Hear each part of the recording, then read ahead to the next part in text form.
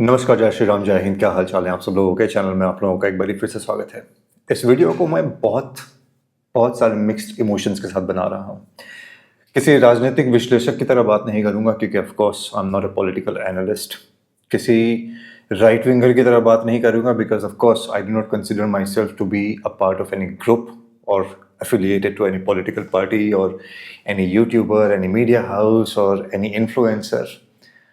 जैसे मैंने कहा, ये वीडियो सिर्फ और सिर्फ एक इमोशनल एंगल से बिना किसी स्क्रिप्ट के आप लोगों के साथ कुछ बातें करने के लिए आया हूँ बंगाल इलेक्शंस से रिलेटेड। और वो मिक्स्ड इमोशंस इसलिए भी हैं क्योंकि मेरी फैमिली का बहुत गहरा ताल्लुक रहा है बंगाल से। मेरी नानी का जन्म राजस्थान में हुआ था पर उनकी शादी कोलकाता में, उनका ससुराल जो है कोलकाता में था।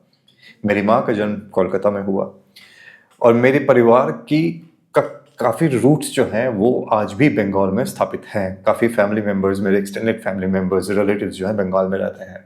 सो जब बंगाल में इवेंचुअली पिछले 15 साल से जो हो रहा था, जब हमने थोड़ा होश संभालना शुरू किया और चीज़ों को देखना शुरू किया, समझना शुरू किया, तो बंगाल के जो हालत थे it use to disturb us.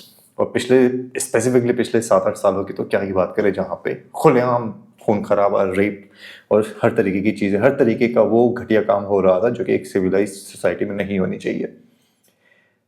Everyone was saying BJP कब आएगा, बीजेपी कब आएगा, end of course BJP has finally arrived और बीजेपी ने ममता को उसी के गढ़ के अंदर धक्का मार के बाहर निकाल दिया है। क्रिकेट की भाषा में कहा जाए तो the last frontier. Australian team के लिए अक्सर ये कहा जाता था भारत के लिए कि India is the last frontier, जो वो कॉन्कर नहीं कर पा रहे थे। बट आई थिंक 2008 में उन्होंने हिंदुस्तान को इवेंचुअली एक टेस्ट सीरीज में हटा के वो लास्ट फ्रंटियर जो है उसको कॉन्कर किया था। बंगाल के बारे में भी बीजेपी के रिलेशन में यही कहा जाता है क्योंकि जनसंघ जो कि एस्टेब्लिश किया गया था श्यामा प्रसाद मुखर्जी के द्वारा, जो बंगाल से आते थे, उस पार्टी का बंगाल में आज तक सरकार ना बना पाना एक बहुत हैरत अंगेज बात थी। And eventually, and let's give due credit to BJP, यहाँ पे पिछले 5 सालों से उन्होंने ज़मीन पे जो काम किया, जिस तरीके की स्ट्रेटजी बनाई गई, जिस तरीके से माइंड गेम्स खेले गए और जिस तरीके से ममता बनर्जी को उसी के घर में, उसी के गढ़ में एक स्ट्रेटेजिक तरीके से किस तरह उसके सारे की सारी चीज़ों को धराशायी कर दिया, तो बीजेपी को यहाँ क्रेडिट देना पड़ेगा। And finally BJP is in power and this happened irrespective of the fact कि कई जगह पे बीजेपी को वोट नहीं मिला और कई जगह पे अनएक्सपेक्टेड तरीके से बीजेपी को वोट मिला। कई ऐसे मुस्लिम बहुल सीटें हैं जहां पे बीजेपी ने अच्छा परफॉर्म किया है। And a lot of people are saying कि whoever said कि Muslims do not vote for BJP is wrong. आप अभी भी गलत हो। Muslims do not actually vote for BJP. जिन बूथों के ऊपर 40%, 35%, 30%, 45% मुस्लिम बहुल एरियाज थे, उन पे भी हिंदू जो है कंसोलिडेट होकर उन्होंने वोट किया। दैट इज द रीजन मैं बीजेपी को वो सीट्स मिले। उसके बारे में आगे बात करूंगा, मैं डिटेल में आपको समझाने की कोशिश करूंगा क्योंकि कई बूथ्स ऐसे भी हैं जहां पे बीजेपी को सिर्फ 1 वोट मिला, 2 वोट मिले, 3 वोट मिले। और ये सिर्फ और सिर्फ बंगाल की कहानी नहीं है, ये उत्तर प्रदेश में भी ऐसे कई बूथ्स हैं, बिहार में भी ऐसे कई बूथ्स हैं जिसपे इसी तरीके से वोटिंग करी जाती है। अगेन एज आई सेड, उसके बारे में बात करेंगे। कुछ चीजें हैं जो मैं आपके साथ डिस्कस करना चाहता हूं, आपका ध्यान उनकी तरफ आकर्षित करना चाहता हूं। And I want for people who are questioning this election, I want to bring the nitty-gritties to your attention कि छोटी छोटी चीजों को किस तरीके से खेलने की कोशिश करेगी। अब हम सबको पता है कि बीजेपी के द्वारा किस तरीके से सीआरपीएफ लगाई गई, सीएपीएफ लगाई गई, किस तरीके से एसआईआर किया गया और अच्छा काम किया गया। अब उसके लिए जो लॉजिकल रीजनिंग की वजह से जो 27 लाख वोट्स इंक्लूड नहीं किए गए थे इस इलेक्शन के दौरान में, उसके लिए अगर आपको किसी को ब्लेम करना है तो सुप्रीम कोर्ट को ब्लेम करो because they agreed to it. और एसआईआर का पूरा जो कार्यक्रम हुआ था वो सुप्रीम कोर्ट की निगरानी के अंदर हुआ था। ममता बनर्जी लेकिन एक बड़ा इंटरेस्टिंग खेल है यहाँ पे क्योंकि ममता बनर्जी भवानीपुर से अपनी सीट को हार गई। उसके बारे में इंफॉर्मेशन और दूंगा, बट ममता बनर्जी की निटी-ग्रिटीज क्या है उसके ऊपर आपका ध्यान एक बार दिलाना चाहता हूँ। क्या आप लोगों ने नोटिस किया कि ममता बनर्जी ने पूरे चुनाव प्रचार के दौरान पे सारे के सारे भाषण बंगाली में दिए थे, एक भी भाषण हिंदी में नहीं था। और वो टारगेट होता था ऑफ कोर्स जो बंगाली लोग होते थे वहां पे, जिनको बंगाली आती थी, जो अच्छे से समझ सकते थे। तो उस मैसेज को देने की कोशिश करी गई। जैसे ही पोलिंग वगैरह खत्म हो गई, सब कुछ हो गया और जब रुझान आने शुरू हुए तो ममता बनर्जी अचानक से बंगाली में बोलने लगी। जो उन्होंने पहला एक वीडियो रिलीज किया जहां पे उन्होंने ये कहा कि अपने जो उनके फॉलोअर्स है, उनका काडर है, उनके जो गूंज है, गुंडे हैं उनके, कि दीज आर अर्ली इंडिकेशंस, आप वोटिंग काउंटिंग जहाँ पे हो रही है वहां से हिलना मत, वी विल पुल बैक, हम जीतेंगे, टेंशन मत लो, स्टफ लाइक दैट। वो उन्होंने किस में बोला? वो उन्होंने बोला बंगाली में, वो भी वहां पे उसी लैंग्वेज का इस्तेमाल किया गया कि वो लोग उसको समझते हैं। लेकिन इस दौरान में जब वोटिंग खत्म हो चुकी थी और रुझान आने के पहले के बीच के जो स्टेटमेंट्स दिए गए, जहां पे एसएआर के ऊपर उंगली उठाई गई, ईवीएम के ऊपर उंगली उठाई गई, स्टोरेज जहां पे हो रही है, स्ट्रॉन्ग रूम्स जहां पे हैं, जहां पे ईवीएम्स रखे गए थे, पोस्टल बैलेट्स रखे गए थे, उनके ऊपर क्वेश्चन रेज किया गया। किस तरीके से अंदर सिक्योरिटी वाले मैनिपुलेट कर रहे हैं चीज़ों को, वो एलिगेशन लगाए, वो सारे के सारे हिंदी में बोले गए। हिंदी में इसलिए बोले गए ताकि पूरे इंडिया में वो मैसेज जाए कि बीजेपी यहाँ पे वोट की चोरी कर रही है। माइन्यूट चीज़ है, हो सकता है आप लोगों ने नोटिस नहीं किया होगा, but that is the nitty gritty of how politicians play. उसके बाद कल रात को क्या हुआ, जब भवानीपुर की सीट की काउंटिंग जब चल रही थी, लेट नाइट तक काउंटिंग चली, 5 मिनट के लिए, सिर्फ 5 मिनट के लिए वहां पे गई थी, कुछ समय के लिए अंदर गई और बाहर आके फिर से हिंदी में बोला कि मुझे अंदर लात मारी गई। मैं उनको कह रही थी कि हमारे ऑफिशियल को वहां पे रहने दो, हमारे कार्यकर्ता को, हमारे एजेंट को वहां पे रहने दो, जो काउंटिंग हो रही है, पर मुझे धक्का मारा गया, मुझे लात मारी गई।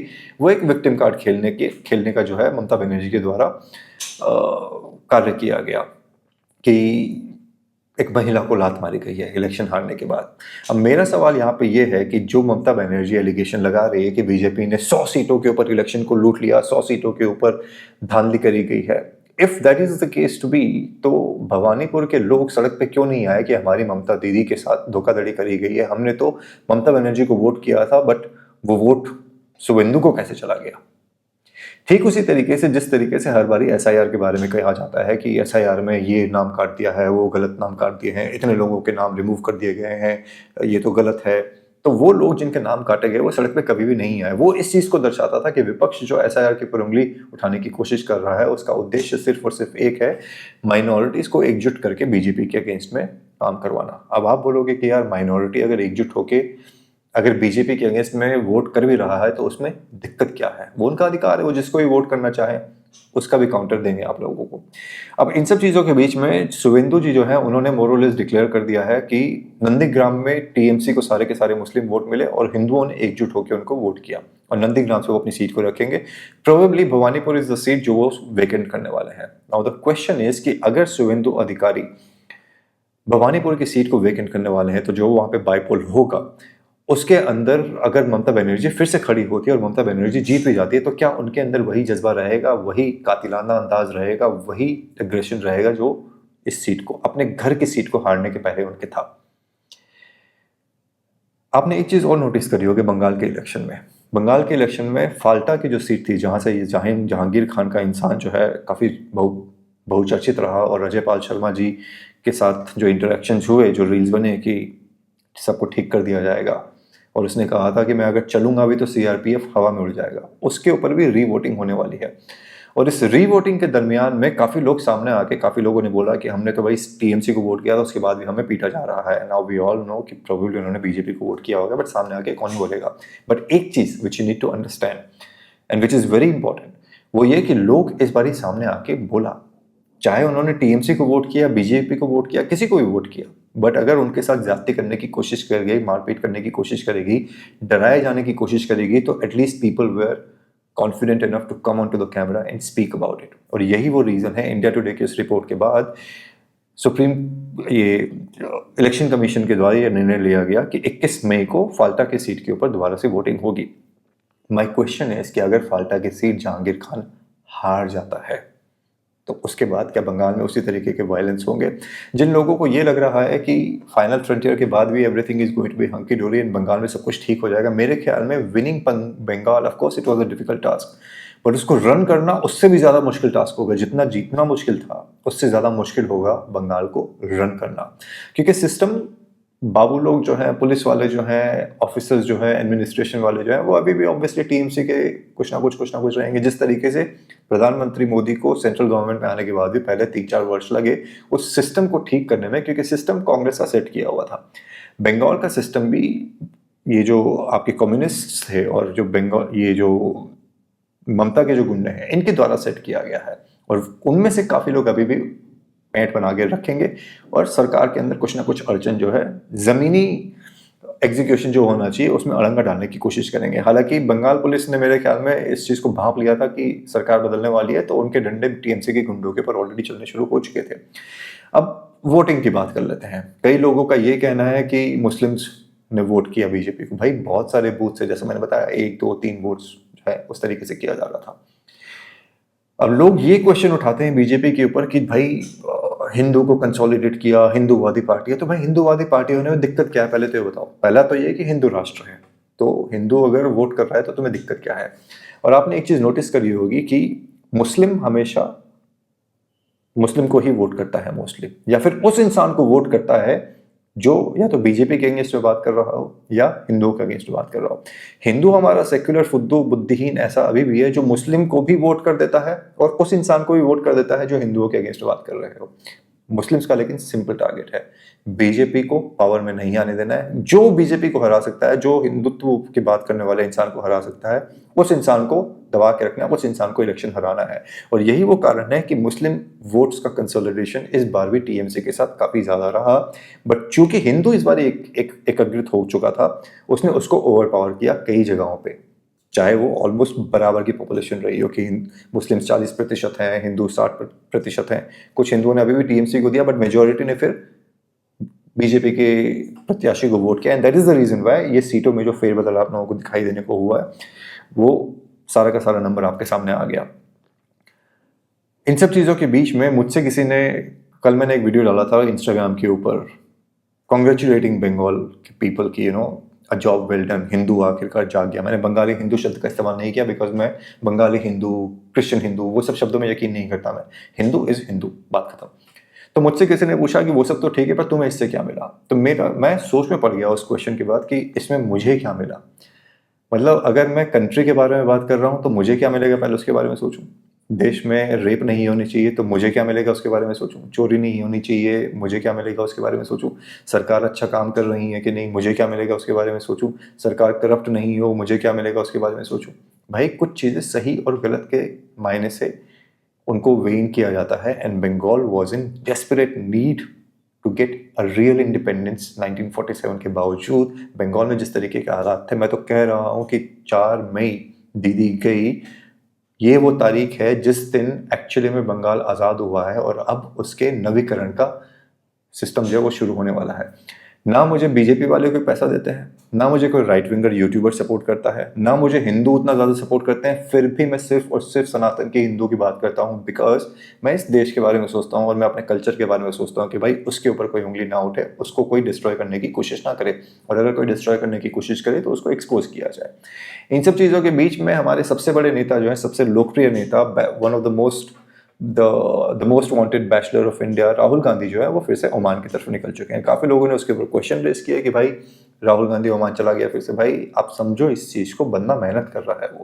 वो ओमान गया है भारत के लिए ऑयल डील करवाने के लिए, भैया कि हमको $10 प्रति बैरल के हिसाब से हमको तेल देना शुरू कर दो। He has that kind of reach. वो वही काम करने के लिए गया, पर आप उस चीज़ को समझ नहीं पाते। दूसरा, बीजेपी को जिस तरीके से राहुल गांधी सपोर्ट करवाता है पावर में आने में और एक वेव खड़ी करने में बीजेपी की, आप उस कंट्रीब्यूशन को भी इग्नोर कर देते हो। तो जो लोग राहुल गांधी को टारगेट कर रहे हैं, टारगेट करना बंद करिए भाई।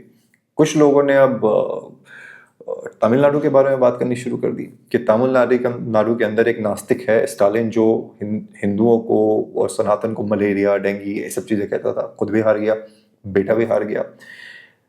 वीकेटी जो भी नाम है विजय की पार्टी का, वो इस समय मेजोरिटी से थोड़ी पीछे रह गई। किंग मेकर कौन बनेगा, which I am pretty sure will be AIADMK। BJP को वो दरकिनार करेंगे और उनके साथ पार्टनरशिप होगी, ऐसा मुझे लगता है।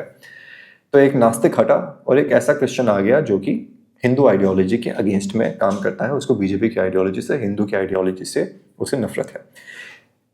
इस चीज़ ने मुझे एक चीज़ और सोचने में मजबूर कर दिया कि आखिरकार ऐसा क्या कारण है कि मुस्लिमों ने इतने अत्याचार किए भारत में इन्वेजन के बाद, बैक टू बैक। उससे हमें इतनी ज़्यादा प्रॉब्लम है, पर वो क्रिश्चियन जिन्होंने हमारे पे 200-250 साल राज किया, equally violent, if not more, equally violent and probably even more, उनसे फिर भी हमें उतनी ज़्यादा दिक्कत क्यों नहीं होती है। उसका सिंपल सा रीज़न बताता हूँ कि most of the Christians have accepted the fact that this is their country. वो भारत को अपना देश मानते हैं मुसलमान, लेकिन भारत को अपना देश तब तक नहीं मानेंगे जब तक दारुल इस्लाम नहीं हो जाएगा, भारत का इस्लामीकरण नहीं हो जाएगा। That is the reason why इन्होंने अपना अलग धर्म के नाम पे कंट्री मांगी थी, और अभी भी धर्म के नाम पे इनका चल रहा होता है कि कॉन्स्टिट्यूशन गया अपनी मैया करवाने के लिए, हमको तो पहले दारुल इस्लाम चाहिए, उसके बाद ही बोलेंगे जय हिंद, अदरवाइज जय हिंद नहीं बोलते, भारत माता की जय नहीं बोलते। तो तमिलनाडु की कहानी तो अलग है, उसके बारे में ज़्यादा बात इसलिए नहीं करना चाहता बिकॉज उतने डिटेल तरीके से फॉलो नहीं किया। बंगाल वाज द इलेक्शन जिसको मैं बहुत गहराई से फॉलो कर रहा था, and I just wanted to make, जैसे मैंने कहा, this is a video which has a lot of sentiments related to it. Bengal की दुर्गति जो हो रही थी उसको देखते हुए, मेरे परिवार का जो कनेक्शन वहाँ से रहा है उसको मद्देनजर रखते हुए, एंड आई होप कि बंगाल का नवीकरण, बंगाल का एक नया उदय जो है वो यहाँ से शुरू हो। कई ऐसे स्टेटमेंट्स आपको अब सुनने को मिलेंगे, आगे देखने को मिलेंगे, लेफ्ट विंग के द्वारा, कम्युनिस्ट के द्वारा, ध्रुव राठी जैसे यूट्यूबर्स के द्वारा, वो कौन है देशभक्त वाला यूट्यूबर, उनके द्वारा, श्याम मीरा सिंह मीठा जो है मेरठ का, उनके द्वारा कई वीडियोस बनाए जाएंगे कि बीजेपी ने इलेक्शन लूट लिया, बीजेपी ने। अगर बीजेपी इलेक्शन लूटने में इतनी ही माहिर थी भाई, अगर वो ईवीएम्स के साथ इतनी खिलवाड़ कर सकती है, तो केरला, तमिलनाडु, हिमाचल, पंजाब, इन सब जगहों में क्यों नहीं कर रही है? अब कोई बोलेगा कि भाई कुछ तो छोड़ेंगे दूसरों के लिए भी, ताकि वो लॉजिकल सी चीज़ लगे। भाई जो पावर हंग्री होता है, जो डिक्टेटर होता है, जो फासिस्ट होता है, वो ये नहीं देखता कि लोग क्या सोच रहे हैं। If he can do it, he will do it. But again, लोगों का थॉट प्रोसेस है। एक बार फिर से, जैसे मैंने कहा कि बंगाल के लोगों को मैं बधाई देना चाहता हूं, और उम्मीद करता हूं बंगाल के बाबुओं से, पुलिस से, एडमिनिस्ट्रेशन से कि जो नई सरकार आएगी उसको सपोर्ट करिए। One thing that BJP and everyone related to the new government that is going to be formed in Bengal, they need to make one thing very sure कि कोई भी फाइलें, कागज, दस्तावेज वगैरह जो हैं ऑफिस से गायब ना हो, क्योंकि जितने भी कांड किए गए हैं, जितने भी स्कैम्स किए गए हैं, उनके डॉक्यूमेंट्स को हटाने की, जलाने की कोशिश करी जाएगी। इन सब चीज़ों के बीच में एक इंसान के जीवन की विडंबना ऐसी जाने कैसी, उसके बारे में भी सोच रहा हूँ कि आखिरकार भाईपो का क्या होगा। भाईपो बोले तो अभिषेक बनर्जी, वही इंसान जो कह रहा था कि किसी का बाप नहीं बचा पाएगा, वही इंसान जो कह रहा था कि 4 तारीख के बाद देख लेंगे, वही इंसान जिसके गढ़ के अंदर इन्वेड करके बीजेपी ने सेंध लगा के कई सीटें इस बारी जीती, वही इंसान जो अपने आप को अगला चीफ मिनिस्टर बंगाल का मान रहा था। प्रोबेबली होगा भी कभी ना कभी, पर अगले 10-15 साल तक तो नहीं, क्योंकि बंगाल का ये सिंपल सा रूल है, एक बार जिसको पावर में ला दिया, 5-10-15 साल तो उसको देते हैं आराम से, एक लंबा रेन देते हैं ताकि चीज़ों को किया जा सके। नाउ लेट्स सी बीजेपी को कितना लंबा रेन दिया जाता है। बट अभिषेक बनर्जी जैसे लोगों के लिए मेरा एक ही स्टेटमेंट है, अभिषेक बनर्जी जैसे लोगों के लिए मेरा एक ही स्टेटमेंट है, और वो ये एक कि आप जैसे गुंडों की भारत की पॉलिटिक्स के अंदर जगह नहीं होनी चाहिए। आप जैसे गुंडों की एक ही जगह होनी चाहिए, या तो किसी बुचर खाने के अंदर किसी जल्लाद के पास उसके चरण धोते हुए, या फिर आपको किसी गली के अंदर रंगदारी करते हुए अपनी ज़िंदगी को व्यतीत करना चाहिए, क्योंकि आपकी लैंग्वेज किसी पढ़े लिखे इंसान से ज़्यादा एक गुंडे के तौर पे नजर आती है। एक ऐसा गुंडा जो अपने ही देश के लोगों को ललकारता है, जो अपने ही देश के लोगों को ये कहता है कि अभी बंगाल हो गया, अगला दिल्ली है। तो आप बेसिकली बंगाल भी तबाह करना चाहते हो, दिल्ली भी तबाह करना चाहते हो, एंड अगेन री emphasising on the language that Abhishek Banerjee kind of people use. आप एक सड़क छाप 2 कौड़ी के गुंडे हो, उससे ज़्यादा आपकी कोई हैसियत नहीं है। अगर आपका 30% वोट आपसे हटा दिया जाए तो आपकी आइडेंटिटी पॉलिटिकली नग्न रह जाएगी, और ये नग्नता अच्छे वाली नहीं है। कच्चा बादाम की तरह लोग आपको देखेंगे नहीं, आपके उस नग्न रूप को देखकर आपके ऊपर, जैसे वो सयानी घोष कोई थी ना, मन में काबा मदीना, वहाँ पे जाके पत्थर मारते हैं, उसी तरीके से आपको भारत के जनता के द्वारा पत्थर मारे जाएंगे, और आपको ये रियलाइज भी नहीं होगा कि स्थान विशेष को बचाऊं या वस्तु विशेष को। अब स्थान विशेष क्या है और वस्तु विशेष क्या है समझ जाना। But Bengal has finally spoken, and I hope this is just a beginning. और बंगाल जो डिजर्व करता है, वो माटी जो देशभक्ति से भरी हुई है, वो माटी जिसने हमारे इंडिपेंडेंस में एक महत्वपूर्ण रोल प्ले किया, गोपाल पाठा जैसे लोग जहाँ से आते हैं, वो इन कम्युनिस्ट के द्वारा और इन गुंडों के द्वारा तबाह कर दी गई थी। This is a new beginning. और जिन लोगों को ये नहीं पता है कि ममता बनर्जी का माँ माटी मानुष, और एक दूसरा कौन सा डायलॉग उसका मुझे याद नहीं आ रहा है, खेला होबे, ये दोनों के दोनों डायलॉग जो है बांग्लादेश के लीडर्स के द्वारा 1970s में और 1990s में बोले गए थे, 2 प्रोमिनेंट लीडर्स के द्वारा। एक खालिदा जिया थी और दूसरे का नाम मुझे याद नहीं आ रहा।